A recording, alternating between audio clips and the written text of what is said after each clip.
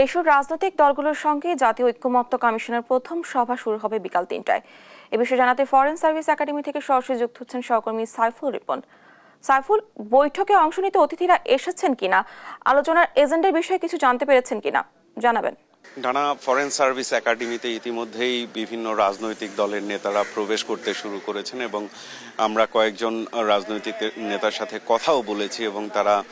তাদের আলোচনার বিষয়বস্তু নিয়েও আমাদের সাথে কথা বলেছেন এবং তাদের পক্ষ থেকে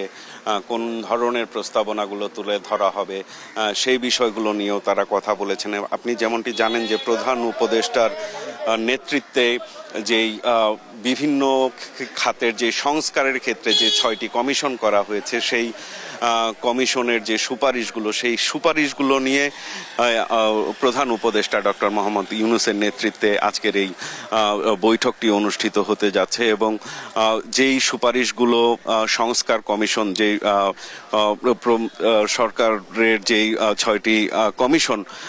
কাজ করেছে এবং বিভিন্ন সুপারিশ দিয়েছে সেই সুপারিশগুলোর উপরেই মূলত আজকের এই আলোচনা অনুষ্ঠিত হবে এবং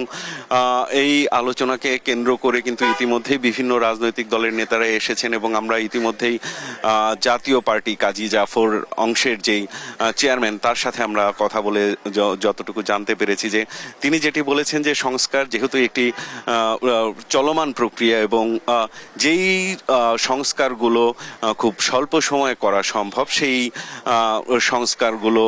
বিষয়ে জাতীয় ঐক্যমত তৈরি করে দ্রুত একটি সুষ্ঠু নিরপেক্ষ নির্বাচনের আয়োজন কি করে করা যায় সেই প্রস্তাবনাটি দলের পক্ষ থেকে করা হবে, সেমনটি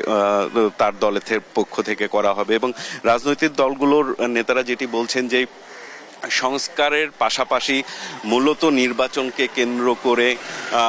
যেই ধরনের সংস্কারগুলো আগে জরুরি সেই সংস্কারের বিষয়ে যত দ্রুত সম্ভব ঐক্যমত গঠন করে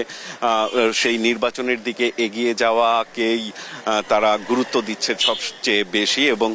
পাশাপাশি যেই বিষয়গুলো নিয়ে আরও সামনে আলোচনার যেই প্রয়োজন আছে সেই বিষয়গুলো নিয়ে যেই সুপারিশগুলো রয়েছে সেই সুপারিশগুলো নিয়ে পরবর্তী নির্বাচিত সরকার সেই সংস্কারগুলো নিয়ে তাদের পদক্ষেপ গ্রহণ করবে। তবে এইখানে এখন পর্যন্ত যে নেতাদের সাথে আমাদের কথা হয়েছে তারা যেটি বলছেন যে নির্বাচন কেন্দ্রিক যেই সুপারিশগুলো রয়েছে সেই সুপারিশগুলো বাস্তবায়ন কত দ্রুত করে নির্বাচনের দিকে যাওয়া যায় সেই বিষয়টি কিন্তু সেই প্রস্তাবনাগুলো তারা রাখার চেষ্টা করবেন। আপনি জানেন যে এর পাশাপাশি কিন্তু জাতীয় নাগরিক কমিটি সহ ছাত্রদের যেই প্রতিনিধিত্বকারী যেই সংগঠনগুলো আছে তাদের থেকেও কিন্তু আজকে প্রতিনিধিরা এতে অংশগ্রহণ করবেন এবং এই বৈঠক শেষে আসলে রাজনৈতিক দলের নেতারা এবং ছাত্র প্রতিনিধিরা তারা কি বলছেন এবং কি বিষয়ে আলোচনা হলো সামগ্রিকভাবে তার বিস্তারিত জানা যাবে। ডানা।